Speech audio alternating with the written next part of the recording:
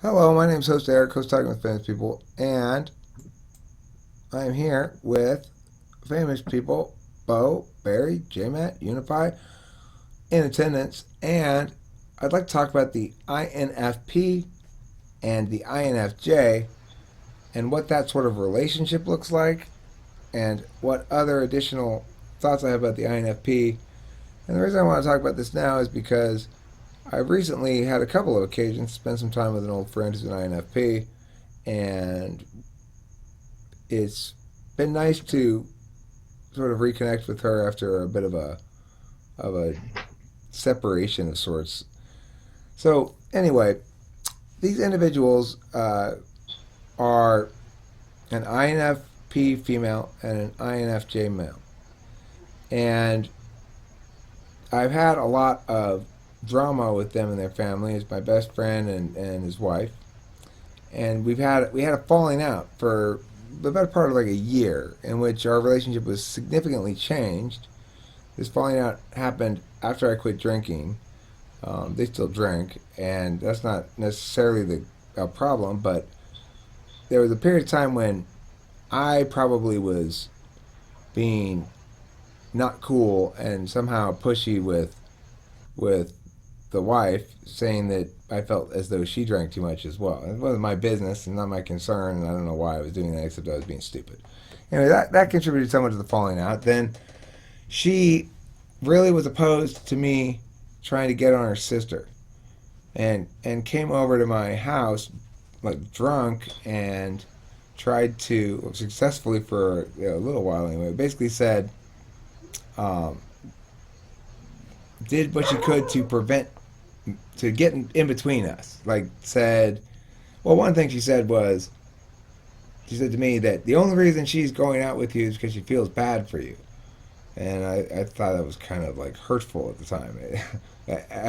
I was I should have thought, oh well, thank you for giving me that data if that is in fact the case, but I didn't really think that at the time. I sort of had like hurt feelings about it, and then I but she didn't succeed in keeping us apart anyway. So I won that battle, so to speak, and uh, got what I wanted anyway, and that's good. So the point is, we had some conflicts, and I had conflicts with her husband as well. And now, as I re-experience that those relationships, I find myself doing so through the light of a cognitive function model that I didn't have prior to re-establishing these relationships and getting back into the juice of it, you know. And so it's interesting to see them in action with each other. It's interesting to hear Liz, and it's interesting to see the way the cognitive function model changed my behavior tonight. So Liz came over and she had a few beers. You know, she's got a tough job and she gets really stressed out at work. I know, and comes home and relaxes that way. Anyway, it tends to make her a little bit more less careful emotionally and a little bit more insistent about certain perspectives and stuff. But it also, it's regardless of that. One of the conversations we had was about INFPs and what it means to be an INFP, and I showed her a video about that I had made about it, and she found it very right on the money, and um, then she started talking about difficulties or difficulties from the past that she had, and then how her marriage is really effective now. But what I found really interesting in the whole conversation was that she framed things not so much as I've learned to uh, I've learned to hold myself to standards that are fair. So instead, she sort of argues that she's learned to accept that Corey won't meet her expectations entirely, and that Corey's self-absorbed, and that he needs to be. blah, blah, blah, blah, blah, blah. And of course, my take on it is, no, that's that's not what you were supposed to learn. You're supposed to learn that you're your individual people, autonomous people, and that the sort of codependency thing is not healthy, really. But regardless, I mean, I get that INFPs view things differently. They view things really differently. And so for her, it's perfectly reasonable to expect her husband to attend to her a lot, to provide her a lot of attention, emotional engagement, and stuff like that. To the extent that I think it's faintly ridiculous to imagine that it would be fair to demand so much of another person. I don't doubt that she would say that she gives as much as she demands, at least, and I wouldn't doubt that that's true. But at the same time, what I encountered with her as we talked tonight was the same problem I encountered millions of times before. What she just doesn't want to do is parse shit out and draw definitive conclusions about things. She absolutely does not want to do that. And if she's talking about a family thing or an emotional thing or how she's feeling at work or something like that, she doesn't want to hear anything that contradicts her feelings. Even if it might seem as though a suggestion is given that would alleviate some of those feelings that are negative because it frames it in a better light, it doesn't matter. It disagrees with her feelings, therefore she opposes those arguments and will argue against them. And doesn't want to be helped along the useful process of nailing certain ideas down so that we can reliably turn back to those and say, okay, that stays put. That one doesn't move. And then we can build off that. She just doesn't want to do that. And of course, it makes it really difficult for us to talk sometimes because I don't understand necessarily the point of saying things like, oh, my Corey and I are really good. We're really tight together and we really love each other. And I don't understand the point of saying those sort of things. For her, I'm sure it's reassuring herself, and she probably figures it's the whole point of the relationship is to have those sort of things. But I mean, I just don't know if that's a good way to go about thinking about a relationship where you are so necessarily demanding of the other to fill so many needs. And I said to her also, and this will be the last thing I say before I open the floor, I said to her, I used to have this problem with Candace, though, Liz, because Candace was always moving the goalposts. She would express me what she needs, I'd meet those needs, and then there'd just be a new need. It would be just as important and just as disappointing to me as before, even though I made the changes she indicated. And then Liz indicated to me, well, you see, that's why I know Corey loves me so much, is because he doesn't care if I'm moving the goalposts. And I just said, okay, all right. And I didn't argue with her anymore after that because I realized, Eric, you're banging your head against that same fucking wall again that you have banged your head against for years. There's no point in doing it. And I just stopped arguing with her. That's progress. That's cognitive functions. And I open the floor. Any thoughts on INFPs and stuff I said about Liz and all that stuff?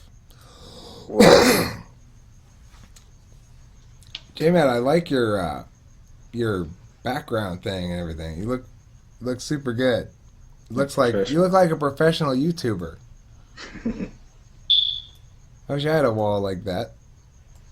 Thank you. I spent a lot of time making this wall very non-distinct. You succeeded. So, okay, that was my thoughts on the INFP end of things. I haven't really tackled the INFJ end of things. Anybody have thoughts on the INFP part? You've convinced me. Convince you of what? That you don't want to Mm. marry an INFP? I'm getting there. I'm really getting there. I'm starting to feel it, like the incompatibility. Well, if they were really really well loved when they were kids, they're going to come out a lot healthier than if they had any sort of childhood issues. All right, so let's talk about then. I guess the I or anybody else. We'll move on to the INFJ end of things. Just a quick recap of what's been going on. Okay, so quick recap. I've been hanging out talking with my INFJ. And I'm sorry, my INFP friend, who's the wife of my INFJ friend, and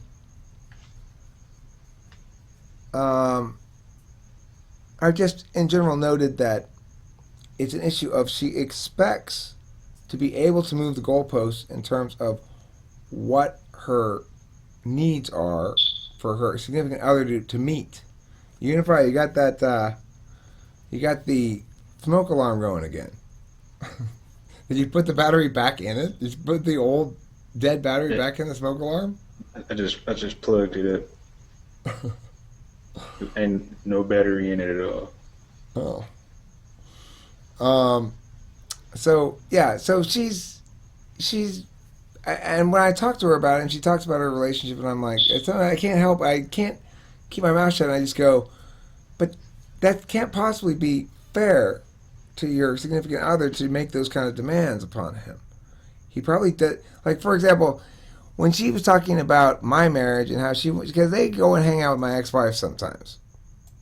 Not me during the dark period. Those are my friends. But when we had our falling out, they were hanging out with my ex-wife, but they were not hanging out with me. And so anyway, she said, "Well, were you guys sleeping in the same bed at the end?" And I said, "Well, no, but that doesn't mean anything." And she said, "Well, I think it does, Eric." I said, "No, because you see, we'd go to bed together, and then either she or I would move to the couch. We were both more comfortable without another person touching us."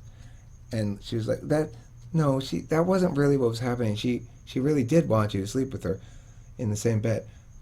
Then why was she the one who moved half the time?" It was just like it doesn't matter that the warrant was there. She can feel it. You see, the INFP can tell what the other person's feelings must be because they can tell their own feelings so strongly that they want the other person in the bed with them. That must be the acceptable default standard operating procedure for everybody. But it's not. It's not. Most people don't want and don't expect and will feel put upon with those levels of expectation. I think. So that's what's happened so far. Is I'm saying I how can INFPs I are can like difficult. feel the frustration. Yeah, INFPs can be a little difficult. Why won't any work the same way in INFPs that it works for INTPs? Because they're FI in the dominant slot, dude. It's like they're smart, and that's what makes it so frustrating. They can, they're capable of it as long as you remove make them completely disinterested about something. It has to be something that they have no interest in, like meaning no bias towards one way or the other, and something that has no impact on individual people that matters. Then they can use their TI fine. But It's just baffling. I mean, you cannot. There's not a single person in the world who deserves to be condemned, according to an INFP. It doesn't fucking matter what they did. Like, it, the point is, it doesn't matter what anybody does, except as long as the emotional needs are the focus. That's the gist of it. Well, yeah, he did something awful, but now look at him. He's vulnerable. Yeah, he is. He's vulnerable because he's a fucking criminal. Yeah, but let's pat him on the back instead. Make him feel better. No, INFPs. No. It's really frustrating. So anyway, that's my little frustration at INFPs and their don't shame the despot thing.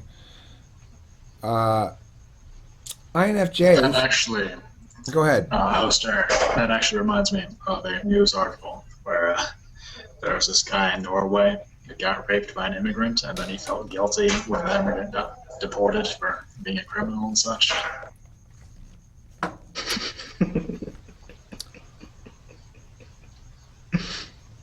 INFP. That guy was an INFP. He had to be. Well, Well, there's I the know he thing. raped me, but I mean, There's gosh, he It has lives could too. be, They have lives could be an too. Enneagram 9 thing, because my girlfriend, who is an INFJ, sympathized with his statement, even though I tried to disabuse her of this notion due to like justice concerns and such. And So she you're only very INFJ, reluctantly INFJ? agreed with me. You got a double INFJ Yeah. relationship? Yeah. Wow, you guys must be the laziest couple in history. Pretty much. I mean, not all INFJs are lazy. Some of them are. Some of them aren't. You get two varieties of INFJ. You get the achiever variety, but then you get the chill variety. The chill variety tends to like their wallow. They like to wallow. So we tend to not really do much besides sit around and occasionally talk about something. Like, we Is used she to talk a Korean? lot more. No, she's half Filipino. Is she from Korea or from another country? Is she another foreign person? In She's Korea? also from the States. Like, we go to, or I used to go to, the school on a military base here, like toward the defense school. I see. That sounds interesting. Did they teach you The about hell war? do you do? How old are What do you you? do? How, what? Are you out of school now? Yeah, I am. Okay. What? So Unify asked you what you do. Like, what do you do with your time in general? Oh, I mostly just, until I get, like a meeting with the recruiter over here, because the recruiter over here, like apparently is stationed in Japan, so there is no Air Force recruiter in Korea specifically, but they come by about once a month, so we've just been exchanging emails and merely trying to enlist. So until then, I don't really do much. That's Interesting. interesting. How do you like Korea? See, the thing about Korea, or South Korea at least, is if you take a look at the capital, this is definitely a first world city, right? But the problem is that you have a first world city in a country that still has like third world values. Like, that's what I say. So don't be fooled by the great economy or What do you like mean the great, third world values? like, their justice system. I think is very backwards, because if someone hits you, like you specifically, host Eric, you're sitting in traffic, right? And then a taxi driver can come out of nowhere, red light, ran into you. You did nothing wrong besides being there, right? You following? You still have to pay part of the cost because you were involved in the accident, which means that comes out of your insurance that's paying towards this guy, which is why a lot of people do settlements whenever they get involved in car crashes, because they don't want to lose their credit rating. Completely bonkers. That's nuts. That's a refusal to acknowledge individual culpability on the grounds that we're all together in this. It's a Confucian thought. Like, Yeah, fuck I that forget shit. what the set figure is. It's like, oh, it's still 1/4 your fault because you were there. Right. It's too bad they're Korean. They speak Korean because I want to go there and yell at them. Me too. If they yell at you, or if you yell at them, then the police are just going to sit there and watch you. And then, like, if you manage to get into a fight when that happens, then you'll get the one who's charged guilty because you yelled louder. Like, they're that arbitrary. Oh, well, I mean, but see, what I'm going to be yelling is about their arbitrariness. Yeah, so you'd get arrested. Okay, well, You know what's trippy about this? what? He lives in South Korea. I can only imagine North Korea. Look, South Korea, for all I've just said, it's still pretty good. Like Seoul here, the crime rates are really, really low unless you consider suicide. But other than that, it's pretty good. How far are you from the border? I don't know the specifics, but it'll take me, about 3 or 4 hours on the subway to get to the closest subway stop to the border, and then from there you could just drive for a little bit, and then you're there at the DMZ. Can you go over to Just North take Korea? a look at. No, you can't. Like occasionally, like when I was in school, they had little field trips where they'd take us up to this little meeting ground, and I remember like you'd have 3 South Korean guards. They all have to be at least 5'8" or something, to give that image, and then they'd be standing around like this, and then Wow. you'd see on the other side, you'd see like one guy. He's standing behind the building, like North Korean military, and he'd be like standing like this. Like you can only see half of his face like that. And then there'd be another dude standing even further back. And then you could meet in a building where half of it is in North Korea, then the other half is in South Korea. And there's really nothing going on there besides posturing, like occasional meetings. Oh, how much would you hate that job? Stand there and look one eye at the wall and one eye past that down. I mean, that's crazy. You get food. Right. Jesus Christ. Congratulations, you don't have to starve. That's good enough for me, man. I also wouldn't have to starve if you didn't steal all my farm's food. No, that's not stealing. That's redistributing. Now go look at the Redistribution in wall. favor of the Half military look at class the and the wall. upper class. Right? Yeah, I know. It's opposite redistribution. It's amazing. Fucking North Korea, man. DPRK. You know they're a bunch of meth addicts too, right? I did not know that. all That's what I heard. the upper tier people in North Korea. They one thing they have apparently abundantly is good clean meth. So let's go to North Korea. They should just establish a trade route between North Korea and Mexico. I mean, they'd get rich in no time. Right. Just stay in Pyongyang and tweak out in the hotel room. How did they get clean meth? Did they hire that guy from Breaking Bad? Well, I mean, I think what they do is they don't necessarily have food to feed you. So, oh, you're hungry and we still want you to work more? Here, have some meth. See, they did arrest a couple Americans a while back, so maybe they learned it from them. Possible.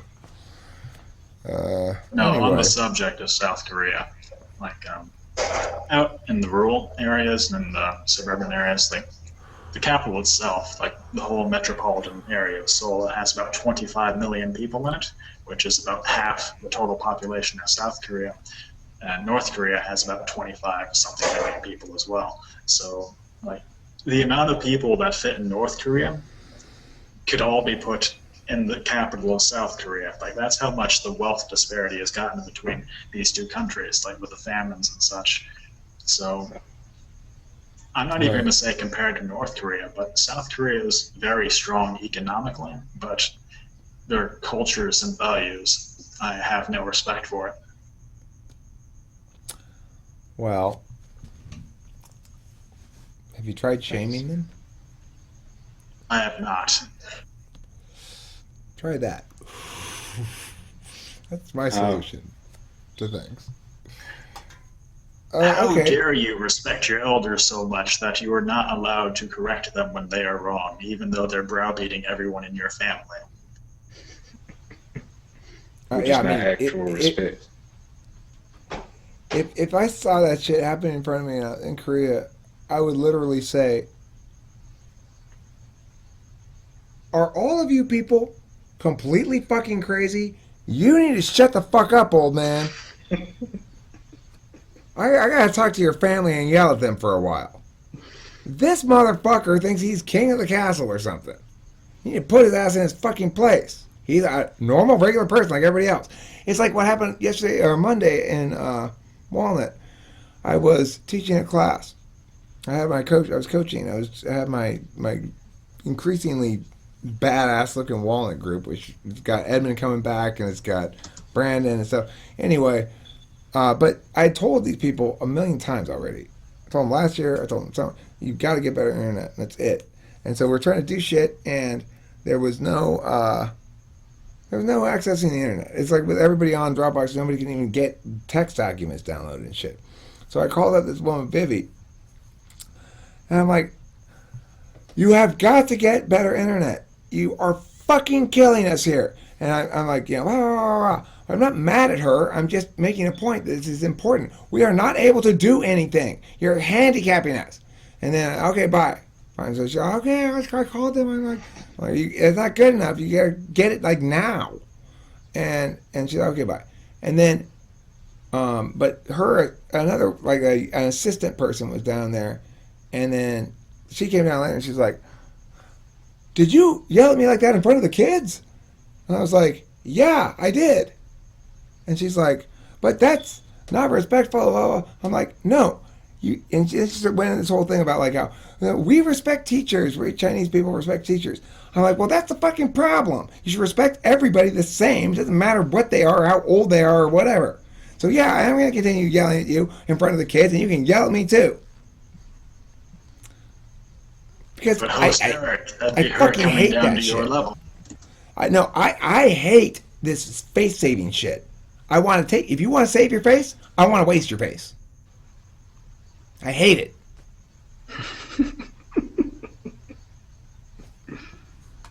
Okay. I can imagine.